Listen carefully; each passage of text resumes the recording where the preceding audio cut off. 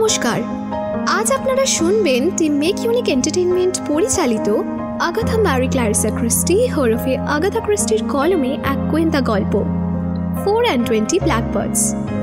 এই গল্পটি 1941 সালের মার্চ মাসে Poirot and the regular customer নামে প্রথম প্রকাশিত হয় দ্য স্ট্যান্ড পত্রিকায়।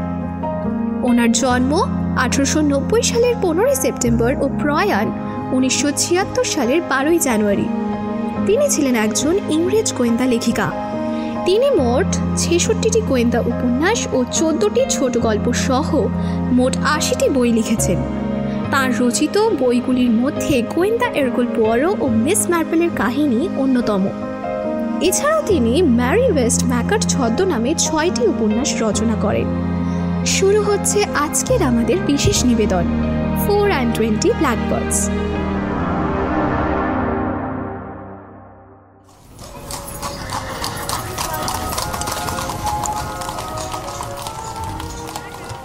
চেলসির কিংস রোডে গ্যালান্ট এন্ডেভর, সেখানে বন্ধু হেনরি বনিংটনের সঙ্গে বসে ভোজ সারছিল এরকুল পোয়ারো। গ্যালান্ট এন্ডেভর মিস্টার বনিংটনের খুব প্রিয় রেস্তোরাঁ। এখানকার শান্ত নির্জন পরিবেশ খুব ভালো লাগে তার। ভালো লাগে এখানকার খাবার, সাধারণ এবং ইংলিশ খানা বলে। তাঁর সঙ্গে ভোজনরত লোকেদের সে বলতো ঠিক এই জায়গায় একসময় অগাস্টাস জন বসতেন এবং ভিজিটার বইতে বিখ্যাত শিল্পীদের নাম সে উল্লেখ করত তাদের কাছে। যদিও সে শিল্পী ছিল না, তবে শিল্পীর শিল্পস্রষ্টার তারিফ করত সে। সহানুভূতিশীল ওয়েট্রেস মলি পুরনো বন্ধু হিসাবে অভিবাদন জানালো মিস্টার বনিংটনকে। সুপ্রভাত স্যার। কোনার একটা টেবিলে তারা দুজন আসন গ্রহণ করতেই বলল সে, আপনার আজ সৌভাগ্যের দিন। আর চেসনাট সহ টার্কির আয়োজন হয়েছে এখানে। ওটা তো আপনার খুব প্রিয়, তাই না? তাছাড়া আজ আমরা চমৎকার স্টিলটনও পরিবেশন করতে পারি। আপনি প্রথমে স্যুপ খাবেন নাকি মাছ খাবেন? মলি খাবারের ফরমাশ নিয়ে চলে যেতেই পোয়ারোর উদ্দেশ্যে বলল বনিংটন, মেয়েটি বেশ চমৎকার, একসময় বেশ সুন্দরী ছিল সে। শিল্পীরা তার ছবি আঁকতেও চেয়েছিল। খাবারের ব্যাপারটা বেশ ভালোই জানে সে। এটা খুবই উল্লেখযোগ্য এই কারণে যে সাধারণত মেয়েদের খাবারের ব্যাপারে বড় অনীহা প্রকাশ করে। মাথা নাড়ল এরকুল পোয়ারো। তা যা বলেছেন, মেয়েরা সত্যিই ভয়ঙ্কর। ছেলেরা তেমন নয়, এর জন্য ঈশ্বরকে ধন্যবাদ। কখনোই না। এরকুল পোয়ারো চোখ দুটো উজ্জ্বল হয়ে উঠল। ভালো কথা, তাদের বয়স হয়তো খুবই কম।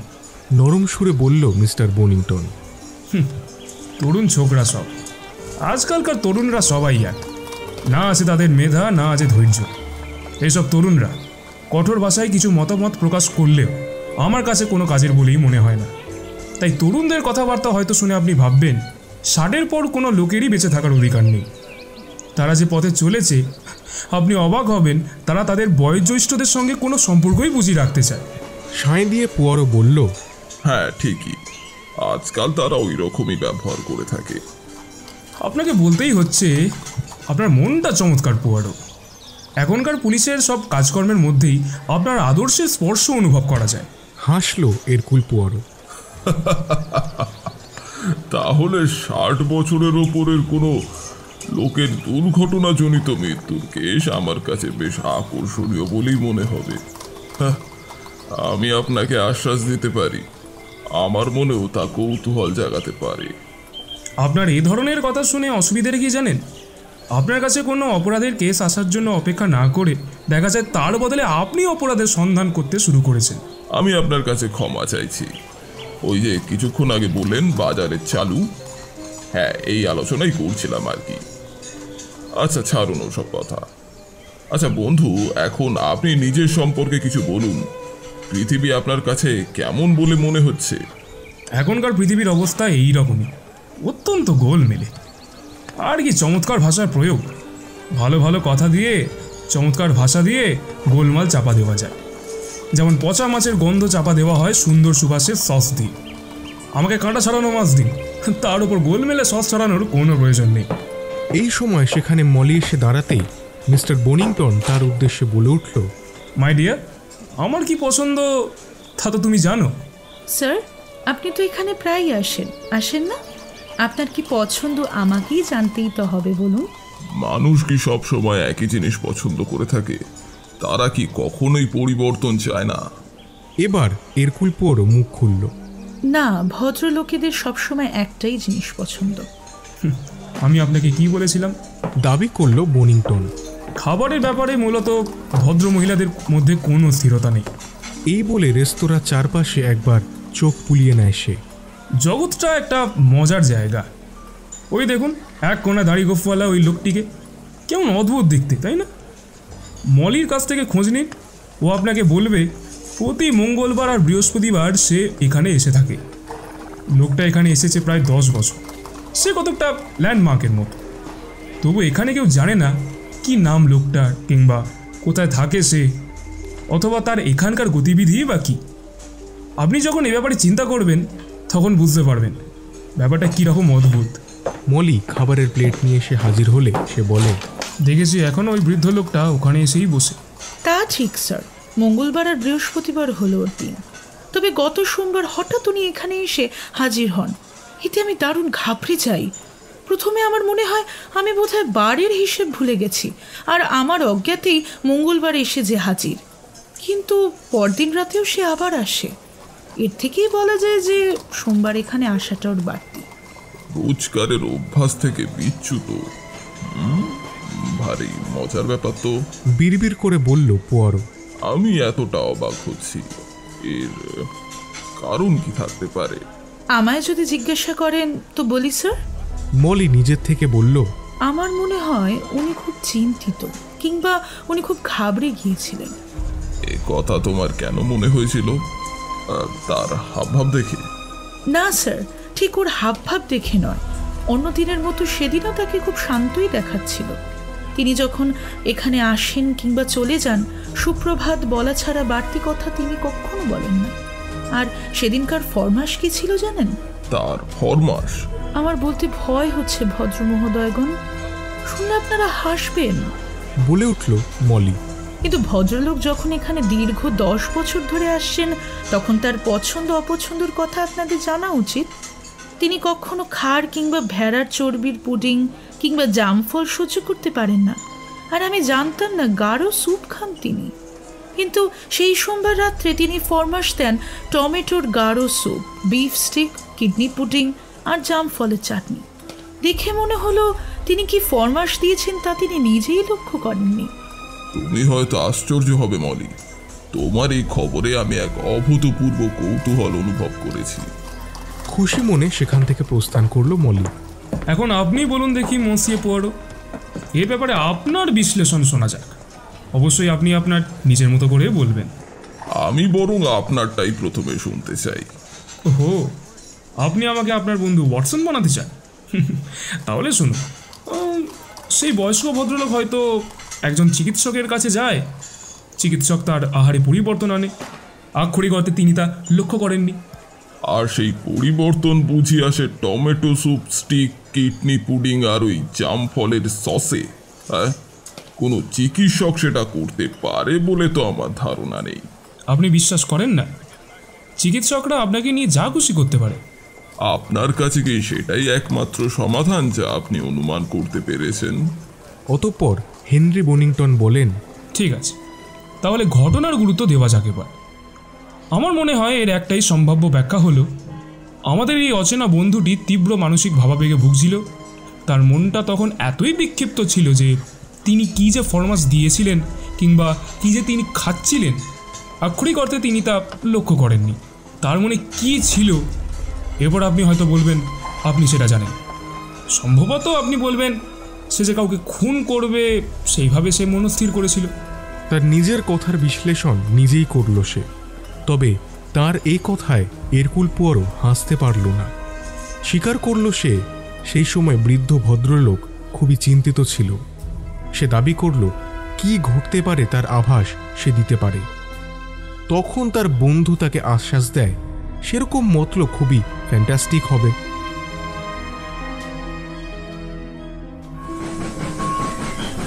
এরপর প্রায় 3 সপ্তাহ পরে এরকুল পোয়ারো এবং বনিংটনের আবার দেখা হলো। এবার তাদের সাক্ষাৎকার ঘটল টিউবে। তারা পরস্পর মাথা নাড়ল। এরপর পিকাডেলি সার্কাসে প্রায় সবার ট্রেন থেকে নামার পান। কাঁধ ঝাঁকিয়ে পোয়ারো বলে, আপনি আর কি বা করবেন, জীবন যে বড়ই অনিশ্চিত। তা যা বলেছে, আজকের দিনটা তো চলে গেলই। তার কণ্ঠ বুঝি বিষণ্ণ ও ম্লান শোনালো। এ প্রসঙ্গে আপনার মনে আছে সেই যে গ্যালেন্ট এন্ডেভারে আমরা কি দেখেছিলাম? সে যদি সেই জায়গাটা স্বর্গ বলে মনে করে থাকে তাতে একটুও অবাক হব না। অথচ তারপর সারাটা সপ্তাহ সে আর যায়নি এসে সেখানে। এ ব্যাপারে মলি দারুণ ঘাবড়ে যায়। আরে ভদ্রলোকের হলো কি? চেয়ার ছেড়ে উঠে দাঁড়ালো এরকুল পোয়ারো। তার সবুজ চোখ দুটো ঝলসে উঠল। তাই নাকি? সত্যি কি তাই? উত্তরে বনিংটন বলে, আপনার মনে আছে আমি বলেছিলাম ভদ্রলোক তার চিকিৎসকের কাছে যায়, সে তাকে ওই সব আহারের পরামর্শ দেয়। অবশ্যই মূর্খামি, কিন্তু সে যদি তার স্বাস্থ্য সম্পর্কে ডাক্তারের সঙ্গে পরামর্শ না করে থাকে তাতে আমি একটু অবাক হব না। আর যদি বা পরামর্শ করে থাকে তাহলে ডাক্তারের কথা হয়তো তাকে একটা প্রচণ্ড ঝাঁকুনি দিয়ে থাকবে। আর এর ফল দাঁড়ায় না দেখে শুনেই সেদিন খাবারের ফরমাশ দিয়েছিল সে, আর তাতেই হয়তো তার মৃত্যু ত্বরান্বিত হয়ে থাকবে। তাই রোগীদের পরামর্শ দেওয়ার সময় ডাক্তারদের সতর্ক হওয়া উচিত। সাধারণত তারা তাই করে থাকে।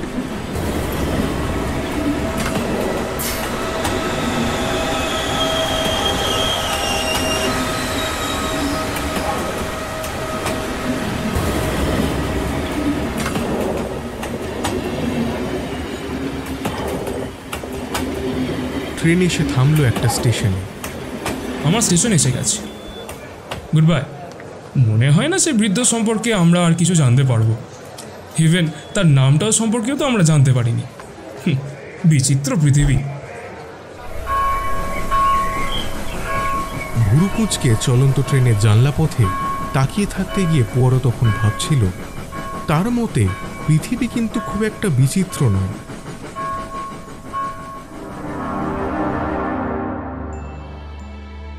বাড়ি ফিরে সে তার বিশ্বস্ত পোশাক তত্ত্বাবধানের ভৃত্য জর্জকে কিছু পরামর্শ দিল। কয়েকটা নামের তালিকায় আঙুল বোলালো এরকুল পোয়ারো। তালিকাটা একটা নির্দিষ্ট এলাকায় মৃত্যুর রেকর্ডের। এক জায়গায় এসে তার আঙুলটা থেমে যায়। হেনরি গ্যাসকুইন, ওনার সঙ্গেই সবার প্রথমে যোগাযোগ করার চেষ্টা করতে হবে। পরে সেই দিনই কিংস রোড থেকে একটু দূরে ডক্টর ম্যাক এন্ড্রুর সার্জারিতে বসে থাকতে দেখা যায় এরকুল পোয়ারোকে। লাল চুলের দীর্ঘদেহী স্কচম্যান ম্যাক এন্ড্রু, বুদ্ধিদীপ্ত মুখ তার। আচ্ছা, আপনি কি হেনরি গ্যাসকুইন সম্পর্কে আমাকে কিছু বলতে পারবেন? গ্যাসকুইন? হ্যাঁ, বড় খামখেয়ালি স্বভাবের বৃত্ত। একটি অতি পুরাতন পরিত্যক্ত বাড়িতে একা থাকত সে। সেই বাড়িটা ভেঙে ফেলা হয়েছে আধুনিক ফ্ল্যাট বাড়ি তৈরি করার জন্য। আগে কখনো কিন্তু আমি তাকে দেখিনি, তবে পরে তাকে আমি দেখেছি। আর এও জানি কে সে। টিয়ারি লোকেদেরই তো প্রথম নজরে পড়ে। তার ঘরের বাইরে দুধের বোতল জমে যায়। সব শেষে পাশের ঘরের লোকেরা পুলিশে খবর দেয়। পুলিশ এসে দরজা ভাঙে এবং তখন তাকে দেখতে পায়। আর সিঁড়ি থেকে পড়ে গিয়ে তার তো ঘাড় ভেঙে যায়। অথচ ভদ্রলোক সদা সতর্ক থাকত। তখন তার পরনে ছিল একটা পুরনো ড্রেসিং গাউন। তাই নাকি? এ তো খুব সহজ কেস, একটা দুর্ঘটনা মাত্র। ঠিক তাই। তার কোনো আত্মীয় ছিল? হ্যাঁ, তার এক ভাগ্নে ছিল তো। মাসে একবার করে সে তার মামাকে দেখতে আসতো। লরিমার, তার নাম জর্জ লরিমার। সে নিজেও একজন চিকিৎসক, থাকে উইম্বলডনে। এই সদা সতর্ক ব্যক্তির মৃত্যুতে সে কি ঘাবড়ে গিয়েছিল? সে যে ঘাবড়ে গিয়েছিল আমার কিন্তু তা মনে হয় না মশাই। মানে বৃদ্ধ ভদ্রলোকের প্রতি টান থাকলেও সত্যি কথা বলতে কি তাকে সে খুব একটা ভালো জানতো না। মিস্টার গ্যাসকুইনের মৃত্যুর ঠিক কতক্ষণ পরে আপনি তাকে দেখেছিলেন? তা ধরুন কম করেও 48 ঘন্টার পরে তো হবে, তবে 72 ঘন্টার বেশি কিন্তু নয়। 6 তারিখের সকালে তার মৃতদেহ আবিষ্কৃত হয়। তার ড্রেসিং গাউনের পকেট থেকে একটা চিঠি পাওয়া যায়। 3 তারিখে লেখা সেই চিঠি সেদিন বিকালে উইম্বলডন থেকে ডাকে পাঠানো হয়। সম্ভবত রাত 9:20 করা হয়ে থাকবে। তাহলে এর থেকেই তো বোঝা যায় 3 তারিখে রাত 9:30 পরে তার মৃত্যু হয়ে থাকবে। তবে পেট থেকে পাওয়া খাদ্য সামগ্রী পরীক্ষা করে একই রকম ইঙ্গিত পাওয়া গেছে। মৃত্যুর প্রায় 2 ঘন্টা আগে সে তার আহার সারে। 6 তারিখ সকালে আমি তো নিজেই তাকে পরীক্ষা করে দেখতে পাই তার মৃত্যু প্রায় 60 ঘন্টা আগে হয়ে থাকবে, 3 তারিখে রাত 10টা নাগাদ। মনে হচ্ছে এই সব কিছুই খুবই সঙ্গতিপূর্ণ। এখন বলুন তো, তাকে শেষ কখন জীবিত অবস্থায় দেখতে পাওয়া যায়? তাকে কিংস রোডে সন্ধ্যা প্রায় 7টার সময় শেষ দেখা যায়, 3রা বৃহস্পতিবার। সেদিন সন্ধ্যা 7:30টায় গ্যালান্ট এন্ডোভার রেস্তোরাঁতে নৈশভোজ সেরে নেয় সে। এর থেকে দেখা যায় প্রতি বৃহস্পতিবার সেখানেই নৈশভোজ সারত সে। জানেন, সে ছিল একজন শিল্পী, তবে অত্যন্ত বাজে শিল্পী। ভাইপো ছাড়া আর অন্য কোনো আত্মীয় ছিল না তার? তারা যমজ ভাই ছিল। সমস্ত কাহিনী বেশ কৌতূহলের। বহু বছর তাদের পরস্পরের দেখা সাক্ষাৎ ছিল না। অপর ভাই অ্যান্থনি গ্যাসকোয়েন এক অতি বিত্তবান মহিলাকে বিয়ে করে এবং শিল্পের পাট চুকিয়ে দেয়। এই নিয়েই তো 2 ভাইয়ের মধ্যে ঝগড়া হয়। তারপর থেকেই আমার বিশ্বাস 2 ভাইয়ের মধ্যে দেখা সাক্ষাৎ বন্ধ হয়ে যায়। কিন্তু কি আশ্চর্যের ব্যাপার জানেন, একই দিনে 2 ভাই মারা যায়। বড় যমজ ভাই ওই 3 তারিখে বিকেলে মারা যায়। এর আগেও অবশ্য আর এক যমজ জুটির একই দিনে মৃত্যুর খবর আমার জানা ছিল। সম্ভবত হয়তো এটা একটা কাকতালীয় ব্যাপার। আর এই হলো ঘটনা। তার অপর ভাইয়ের স্ত্রী কি এখনো জীবিত? না, কয়েক বছর আগে মারা যায় সে। অ্যান্থনি কোথায় থাকতো? তার বাড়ি ছিল কিংস্টন হিলে। ডক্টর লরিমরের ভাষায় নিভৃতে থাকতে পছন্দ করত সে। স্কচম্যান আগ্রহ সহকারে পোয়ারোর দিকে তাকালো। এ ব্যাপারে আপনার কি মনে হয় মসিয়ে পোয়ারো? আপনাকে তো আমি সবই বললাম, কিন্তু এ ব্যাপারে আমি যে আগে তিমিরে ছিলাম এখনো সেই তিমিরেই রয়ে গেছি।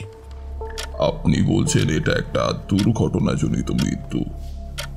আমার মনও তাই বলছে। বলতে গেলে এটা একটা খুবই সহজ কেস, সির্ফ ধাক্কা দিয়ে ফেলে দেওয়ার কেস। তার মানে খুন? আপনার এই অনুমানের ভিত্তি কিছু আছে তো? না, এটা নেহায়েতই আমার একটা ধারণা মাত্র। না না, নিশ্চয়ই কিছু একটা আছে, জোর দিয়ে বলল সে। পোয়ারো কোনো কথা বলল না। নিজের থেকেই আবার তাই বলতে শুরু করলো ম্যাকএন্ড্রু। তা আপনি কি তার ভাগ্নে লরিমারকে সন্দেহ করছেন নাকি? আপনাকে বলতে দ্বিধা নেই, আমার মনে হয় আপনি ভুল গাছে আরোহণ করছেন। সেদিন রাত 8:30 থেকে মাঝরাত পর্যন্ত উইম্বলটনে ব্রিজ খেলছিল সে। তদন্ত করার সময় এই তথ্য প্রকাশ পায়। বিড়বিড় করে পোয়ারো বলল, আর সম্ভবত সেটাও মিলিয়ে দেখা হয়েছে। খুবই স্বাভাবিক। আপনি কি তার সম্পর্কে আগে থেকে কিছু জানতেন? আপনি তার সম্পর্কে বললেন বলেই জানলাম। না, এর আগে আমি তাকে জানতাম না। তাহলে আপনি কি আর কাউকে সন্দেহ করেন? না না, ঠিক তা নয়। এটা একটা মানুষ নামক প্রাণীর নিয়মিত অভ্যাস, সেটা অত্যন্ত জরুরিও বটে। আর মৃত মসিয়ে গ্যাসকোয়েন এই অভ্যাসের আয়ত্তায় পড়তেন না। সবই ভুল, বুঝলেন? সত্যি আমি ঠিক বুঝতে পারছি না আপনি কি বলতে চাইছেন।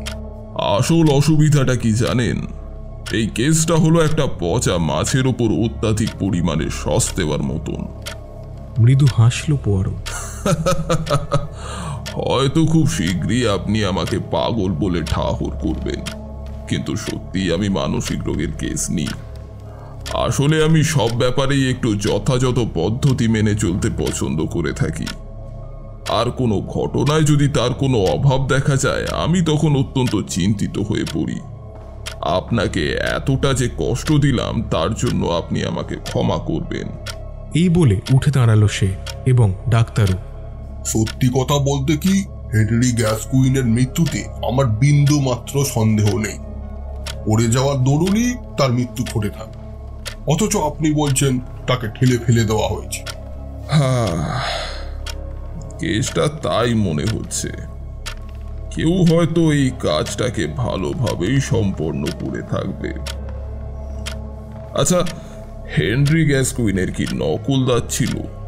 না তো, তার নিজস্ব দাঁতগুলো সুন্দরভাবেই সাজানো ছিল। সেই বয়সে অবশ্যই দাঁতগুলো তার অমন সুন্দরভাবে বজায় রাখাটা অবিশ্বাস্যই বটে। তাহলে দাঁতের যত্ন সে খুব ভালোভাবেই নিত। দাঁতগুলোর রং সাদা ও বেশ ভালোভাবেই ব্রাশ করা হতো, তাই তো? হ্যাঁ, বিশেষভাবে এদিকটায় আমি নজর দিয়েছিলাম। তার দাঁতগুলো একটু যা হলদে হয়ে যায় বয়সের অনুপাতে, যা স্বাভাবিক, তবে সেগুলোর অবস্থা বেশ ভালোই ছিল বলতে হয়। কোনোভাবেই রং বদলায়নি? না, আমার তা মনে হয় না। ধূমপান করতো সে, আপনি কি একথাই ভাবছেন? ঠিক সেইভাবে আমি বলতে চাইছিলাম না। এটা একটা দীর্ঘমেয়াদী প্রচেষ্টা মাত্র। বলতে পারেন তার সফলতা খুব বেশি দূরে নয়। আচ্ছা, বিদায় ডক্টর ম্যাকেন্ড্রু। আপনার এই বদান্যতার জন্য অসংখ্য ধন্যবাদ। তারপর ডাক্তারের সঙ্গে করমর্দন করে বিদায় নিল সে। আর এখন দীর্ঘমেয়াদী প্রস্তুতি নেবার পালা।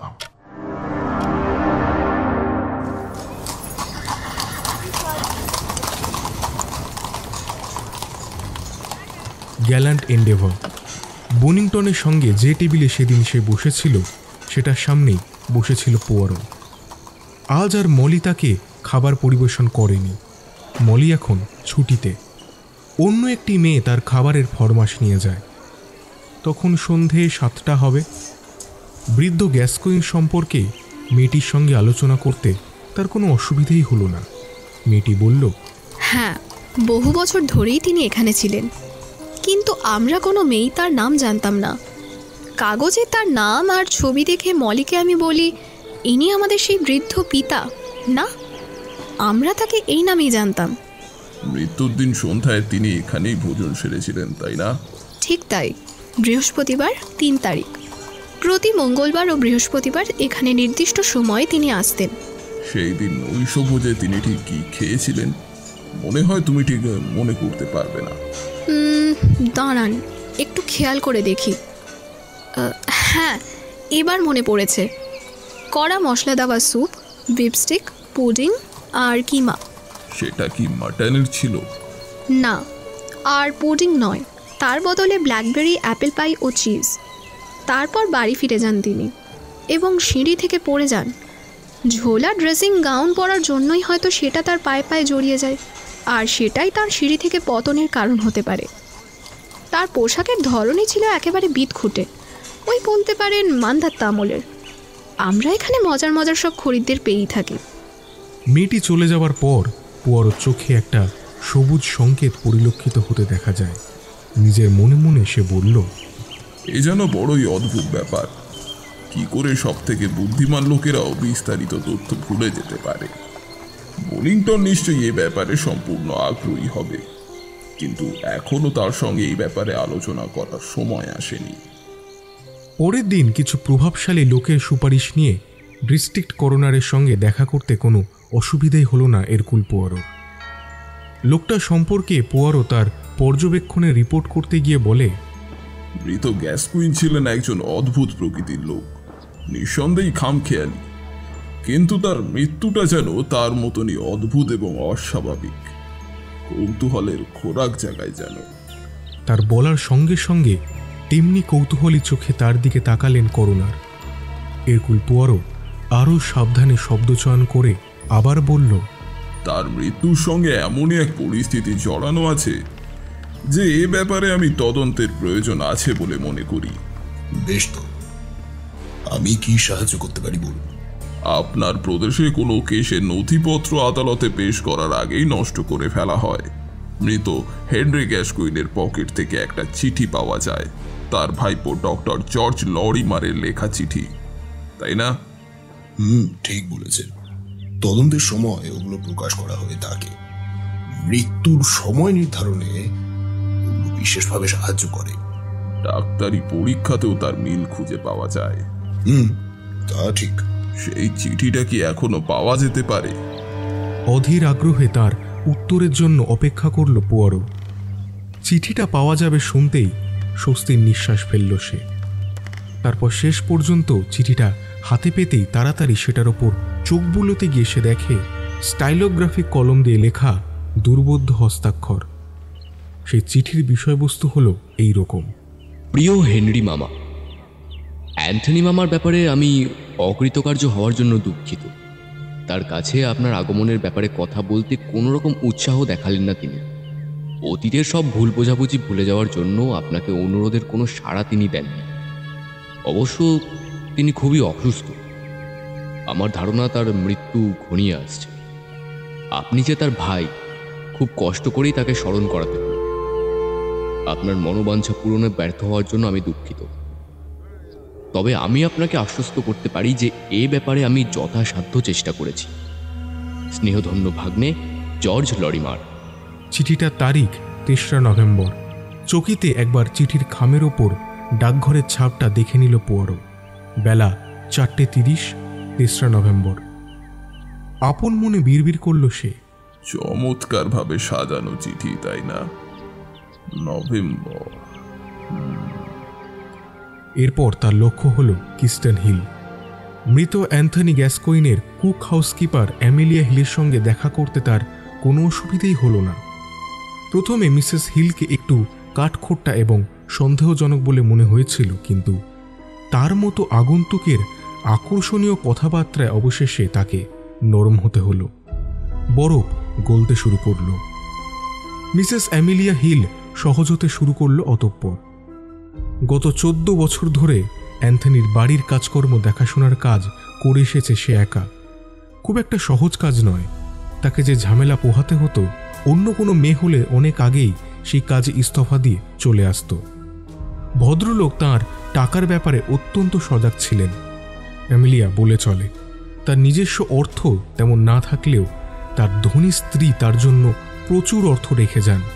অ্যামেলিয়ার আশা ছিল তার কাজের স্বীকৃতি হিসাবে মিস্টার গ্যাসকোইনের কাছ থেকে কিছু আর্থিক সাহায্য পাবে, কিন্তু কিছুই সে পায়নি। তিনি তার পুরনো উইলে তার সব অর্থ তার স্ত্রীকে দিয়ে যান।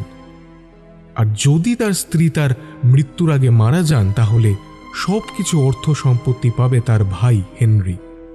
বেশ কয়েক বছর আগের সেই উইল। এটা ঠিক হয়নি। অ্যামেলিয়ার অভিমত হলো এইরকম। আস্তে আস্তে মিসেস হিলের ওপর থেকে সব সন্দেহ দূর হয়ে যায় পোয়ারোর মন থেকে। সত্যি তার উপর অবিচার করা হয়েছে। মিস্টার অ্যান্থনি যে টাকার ব্যাপারে এরকম ভীষণ সজাগ ছিলেন সেটা সবারই জানা ছিল। আর এও জানা যায় যে মৃত অ্যান্থনি তার ভাই হেনরির সহযোগিতা প্রত্যাখ্যান করেছিল। সম্ভবত সে কথা মিসেস হিল জানত। জিজ্ঞেস করল মিসেস হিল, ডক্টর লরিমার কি তার সঙ্গে দেখা করতে এসেছিল? আমি জানি তার ভাইয়ের ব্যাপারেই এসেছিল সে, কিন্তু আমি ভেবেছিলাম তাদের দীর্ঘদিনের ঝগড়া বিবাদ মিটমাট করতেই চেয়েছিলেন তার ভাই। আমি জেনেছি মিস্টার গ্যাসকোইন তার ভাইয়ের প্রস্তাবকে একেবারেই প্রত্যাখ্যান করে দেন। তাই ঠিক। তিনি বলতেন বহু বছর ধরে দেখা করেনি সে, আর চায়ওনি। ঝগড়াটে স্বভাবের লোক ছিল হেনরি। ঠিক ঠিক এই ধরনেরই কথাবার্তা। এরপর মিসেস হিল তার অভাব অভিযোগের প্রসঙ্গ তোলে। মিস্টার গ্যাসকোইনের সলিসিটারের অনুভূতিহীন মনোভাবের বিরুদ্ধে অভিযোগ করতেও ছাড়ল না সে। হঠাৎ সেই আলোচনা না ভেঙে সেখান থেকে চলে আসতে পোয়ারোকে বেশ বেগ পেতে হলো। তারপর ঠিক মধ্যাহ্ন ভোজনের পরেই পোয়ারো এলো উইম্বলডনে এলেমক্রেস্ট ডোরসেট রোডে ডক্টর জর্জ লরিমারের বাড়িতে। বাড়িতেই ছিল ডাক্তার। এরকুল পোয়ারোকে সার্জারিতে নিয়ে যাওয়া হলো। ডিনার টেবিল থেকে সবেমাত্র উঠে এসে তার সঙ্গে দেখা করল ডক্টর লরিমার। সরাসরি বলল পোয়ারো, আমি আপনার রোগী নই ডক্টর। আমার এখানে আসাটা সম্ভবত অপ্রাসঙ্গিক, তবে আমার বয়স হয়েছে।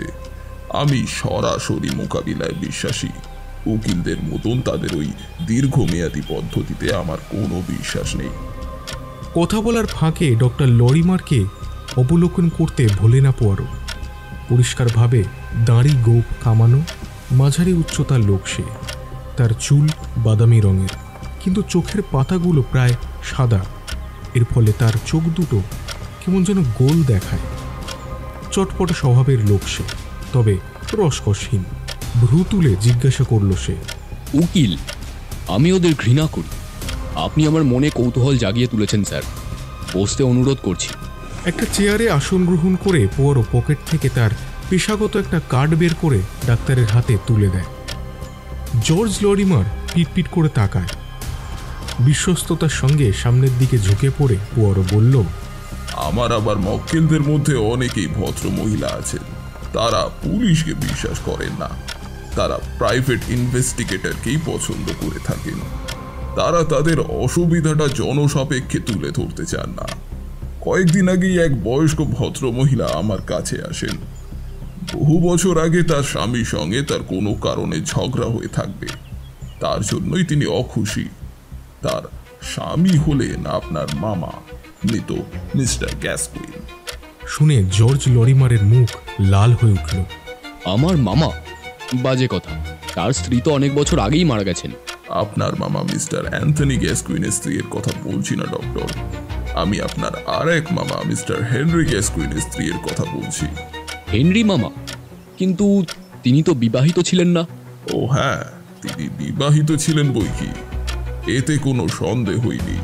এমনকি ভদ্র মহিলা তাদের বিবাহের সার্টিফিকেটও এনেছিলেন। মিথ্যে! চিৎকার করে উঠল জর্জ লরিমার। মুখের রং এখন কিশমিশের মতো লাল। এ কথা আমি বিশ্বাস করি না। আপনি একজন নির্লজ্জ প্রকৃতির মিথ্যুক, বেহায়া।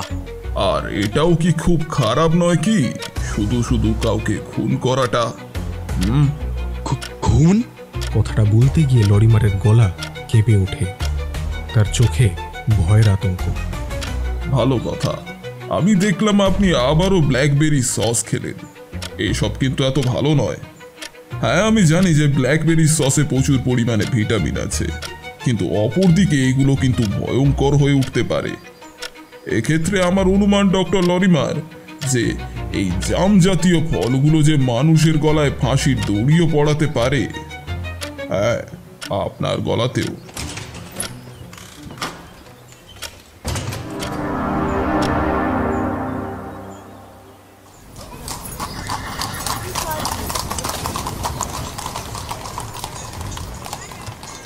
গ্যালান্ট এন্ডেভার রেস্তোরাঁয় বসে আলোচনা হচ্ছিল এরকুল পোয়ারো এবং বনিংটনের মধ্যে। প্রসঙ্গ মৃত হেনরি গ্যাসকুইন। না মসি, আপনার প্রাথমিক অনুমানই ভুল। পোয়ারো তার বন্ধুর দিকে স্থির শান্ত চোখে তাকালো। যে লোকটা নানানভাবে মানসিক যন্ত্রণায় ভুগছে, তার পক্ষে এমন কোনো কাজ করা সম্ভব নয় যা সে এর আগে কখনো করেনি। যে লোক কোনো কারণেই মানসিকভাবে বিপর্যস্ত, তার পোশাকে চাকচিক্য না থাকলেও সে অন্তত নৈশভোজে নিজের পাজামাটাই পরে আসবে, অন্য কারণ নয়। তারপর আরও আছে, শুনুন। আর যে লোক ঘন স্যুপ খায় বা ভেড়ার চর্বির পুডিং আর ব্ল্যাকবেরিকে অপছন্দ করে এসেছে, সে হঠাৎই এই একই সঙ্গে 3টি খাবারের ফরমাশ কি করে দিতে পারে? সেই দিন হয়তো আপনি বলেছিলেন, কারণ সেই সময় সে হয়তো অন্য কিছু চিন্তা করে থাকবে। কিন্তু আমি কি বলি জানেন, যে লোকের মনে কোনো ব্যাপারে চিন্তা বা উদ্বেগ থাকলেও আপনা থেকে সে তার রোজগারের অভ্যাস মতনই পুরনো খাদ্যাভাসই ফরমাশ করে দেবে। হায় কপাল আমার! এরপর আমার কি ব্যাখ্যা থাকতে পারে বলুন? আমার ওই এক দোষ, সহজ ব্যাখ্যাগুলো আমি কিছুতেই ঠিক বুঝতে পারি না। আপনার কথা শুনে মনে হচ্ছে আমার সব অনুমানই ভুল। তবে মিস্টার গ্যাসকুইনের নৈশভোজের ফরমাশ আমাকে ভীষণ চিন্তায় ফেলে দিয়েছে এখন। হ্যাঁ, যা বলছিলাম। তারপর আপনি আমাকে বলেছিলেন যে লোকটা নাকি উধাও হয়ে যায়। দীর্ঘ কয়েক বছরের মধ্যে এই প্রথমবার নাকি সে মঙ্গল আর বৃহস্পতিবার এখানে আসা বন্ধ করে দেয়। এই ব্যাপারেও আপনার ধারণাটা সম্পূর্ণ ভুল। একটা অদ্ভুত সত্য ঘটনার কথা আমার মনে উদয় হয়। আমার অনুমান যদি ঠিক হয়, তাহলে লোকটি তখন মৃত। অপরপক্ষে বলা যায় যে পচা মাছ সস দিয়ে ঢেকে রাখার মতো। 3 তারিখ রাতে সন্ধ্যা 7টার সময় তাকে কিংস রোডে দেখতে পাওয়া যায়। সেই দিন 7:30টার সময় তাকে এখানেই নৈশভোজ সারতে দেখতে পাওয়া যায়, অর্থাৎ তার মৃত্যুর 2 ঘন্টা আগে। এই সব কিছু মিলে যাচ্ছে তার পেট থেকে পাওয়া খাদ্যের সামগ্রী থেকে আর চিঠির তারিখের সময়ের সঙ্গে। সস এতই বেশি যে আপনি মাছ আদপেও দেখতে পাবেন না। অনুগত ভাগ্নের চিঠিটা লেখা। মৃত্যুর সময় সম্পর্কে সেই অনুগত ভাগ্নের পক্ষে একটা চিঠি লেখা, চমৎকার অ্যালিবাই। মৃত্যুটা অত্যন্তই সহজ ব্যাপার, সিঁড়ি থেকে পড়ে গিয়ে মৃত্যু। নিছকই দুর্ঘটনা নাকি পরিষ্কার একটা খুন? সবাই দুর্ঘটনার কথাটাই বিশ্বাস করে নেবে। অনুগত ভাইপোই হলেন একমাত্র জীবিত আত্মীয়, সেই অনুগত ভাইপোই হলেন উত্তরাধিকার। কিন্তু এখন কথা হলো, আর অন্য কেউ কি উত্তরাধিকারী আছে? আছে, এক ভাই আছে। আর সেই ভাইটি তার সময় মতন এক ধনী মহিলাকে বিয়ে করে। এই আইনস্কিং হিলে একটা বিরাট দামি বাড়িতে তারা বাস করত। অতএব এ থেকেই ধরে নেওয়া যায় যে সেই ধনী স্ত্রী তার সব অর্থ তার জন্যই রেখে যাবে। এখন পরিণাম দেখুন, ধনবতী স্ত্রী তার সব অর্থ রেখে যায় অ্যান্থনির জন্য, অ্যান্থনি সেই সব অর্থ রেখে যায় হেনরির জন্য, আর হেনরি সব অর্থ রেখে যায় জর্জের জন্য। এ যেন এক সম্পূর্ণ চেন। এসবই খুব ভালো একটা সূত্র, কিন্তু আপনি কি করলেন? একবার আপনি যদি জানতে পারেন, খুব স্বাভাবিকভাবেই যা আপনি চান তা হাতের নাগালে পেয়ে যাবেন। নৈশভোজের 2 ঘন্টার মধ্যেই হেনরি মারা যায়। তদন্তের সময় জানতে পারা যায় এইসব তথ্য। আমার কাছে খুবই গোলমেলে বলেই মনে হয়েছিল। কিন্তু ধরুন, এই ভোজন নৈশভোজ না হয়ে যদি মধ্যাহ্ন ভোজন হয়। এখন জর্জের গায়ে একবার নিজেকে বসান। জর্জের টাকা চাই, তার অর্থের খুবই প্রয়োজন হয়েছিল। ওইদিকে অ্যান্থনি গ্যাসকুইনের শিওরে মৃত্যু অপেক্ষা করছে, তার সব অর্থই পাবে হেনরি। আর হেনরি গ্যাসকুইন হয়তো আরও বেশ কিছু বছর বাঁচতে পারত। সুতরাং হেনরিকেও বাধ্য হয়ে মরতে হবে।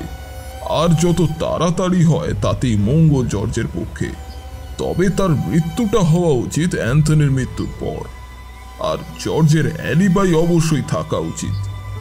সপ্তাহে 2 দিন গ্যালেন অ্যান্ড্রোভের রেস্তোরাঁয় হেনরির নৈশভ সারাটা জর্জের পক্ষে একটা মোক্ষম অ্যালিবাই। সতর্ক জর্জ সেই মতনই তার প্ল্যানটা ছকে নেয়। প্রথমে সোমবার সন্ধ্যায় সে আসে তার মামার ভূমিকায় অভিনয় করতে।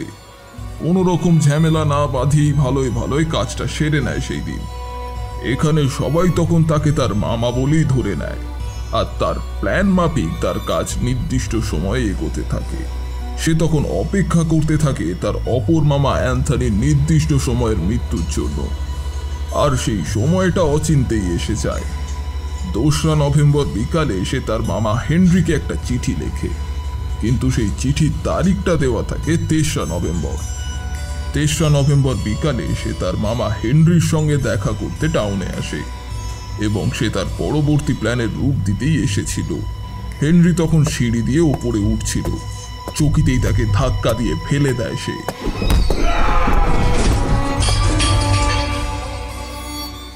তারপর সে তার চিঠিটাকে খোঁজ করে এবং সেটাকে সংগ্রহ করে তার মামার ড্রেসিং গ্রাউন্ডের পকেটে চালান করে দেয়। সন্ধ্যা 7:30টার সময় সে যায় গ্যালেন অ্যান্ড্রোভে, মুখ ভর্তি নকল দাড়ি গোঁফ।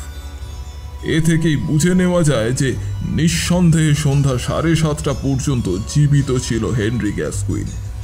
তারপরেই ল্যাবরেটরিতে জোর তৎপরতা পড়ে যায় এবং কিছুক্ষণের মধ্যেই উইল বন্ড্রনের দ্রুত গাড়ি চালিয়ে সে চলে যায় ব্রিজের আসরে যোগ দেওয়ার জন্য। এটা একটা নিখুঁত অ্যালিবাই। কিন্তু চিঠির খামের ওপরে ডাকঘরের ছাপটা? ওহো, এ তো খুবই সহজ ব্যাপার। ডাকঘরের ছাপটার ওপর একটা কালো দাগ ছিল কেন? ল্যান্টিনের কালো ভূষো দিয়ে চিঠিটার তারিখ বদল করা হয় 2রা নভেম্বর থেকে 3রা নভেম্বর। এই বদলটা দেখবার জন্য ভালো করে লক্ষ্য না করলে আপনি পরিবর্তন কখনোই দেখতে পাবেন না। আর সবশেষে ব্ল্যাকবার্ড। 420টা ব্ল্যাকবার্ডের মাংসের শাঁকা পিঠে, কিংবা আপনি যদি আক্ষরিক অর্থে ব্ল্যাকবেরি কিংবা জামফলের পুর বা চাটনি পছন্দ করেন, তাহলে জর্জকে আপনার মনে হবে খুব ভালো একটা অভিনেতা। তা কিন্তু সে মোটেও নয়। আচ্ছা, আপনার কি মনে আছে ওথেলোয় যেই অভিনেতা সারা নাটকে গায়ে কালো রং মেখে অভিনয় করে যায়, ঠিক সেই ধরনের অভিনেতারও সন্ধান পাবেন এই অপরাধমূলক নাটকে। জর্জকে ঠিক তার মামার মতনই দেখতে, চলন বলন ঠিক তার মামার মতন, আর সে তার মামার মতন মুখে নকল দাড়ি গোঁফ লাগিয়ে নেয়। এমনকি সে তার চোখের ভুরো রঙও বদলে ফেলে। কিন্তু সে তার মামার খাদ্যাভ্যাসের কথা একেবারেই ভুলে যায়। সে তার নিজের পছন্দ মতনই ডিশ ফরমাশ করে দেয়। জামফলের চাটনি দাঁতের রং বদল করে দেয়, কিন্তু মৃত হেনরি গ্যাসকুইনের দাঁতের রং কিন্তু বদলায়নি। তবুও সেই দিন সন্ধ্যায় হেনরি গ্যাসকুইনকে ব্ল্যাকবেরি খেতে দেখা গিয়েছিল। আবার পোস্টমর্টমের রিপোর্টে তার পেট থেকে কিন্তু জামফলের কোনো চিহ্নই পাওয়া যায়নি। আজ সকালে আমি জর্জ লরিমারের বাড়িতে গিয়েছিলাম। জর্জ এমনই বোকা যে সে তার নকল দাড়ি গোপ আর অন্যান্য মেকআপের জিনিসপত্র তার বাড়িতেই রেখে দেয়।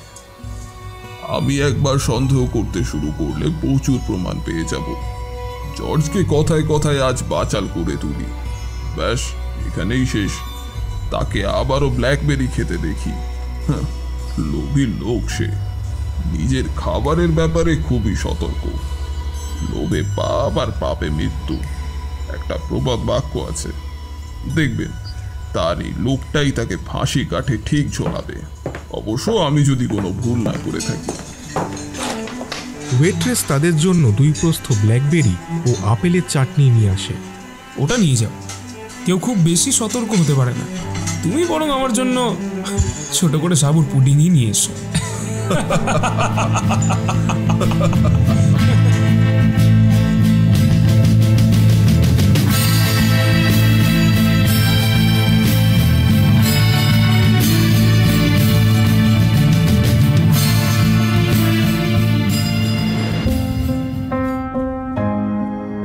আজ আপনারা শুনলেন দি মেক ইউনিক এন্টারটেনমেন্ট পরিচালিত আগাথা ক্রিস্টির কলমে 4 and 20 ব্ল্যাকবার্ডস।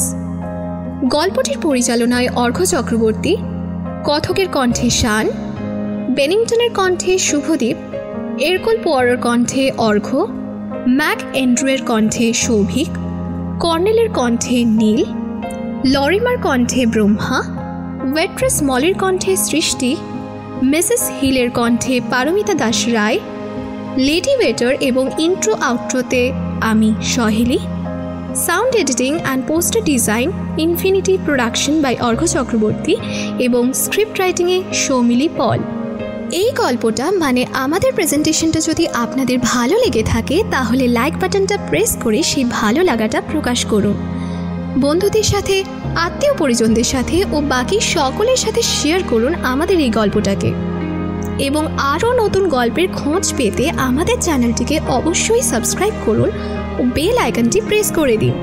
গল্পটার সম্পর্কে মনের ভাব একেবারে খোলা মনে কমেন্ট বক্সে প্রকাশ করুন, কারণ প্রতিটা কমেন্ট আমাদের কাছে একেবারে বহুমূল্য।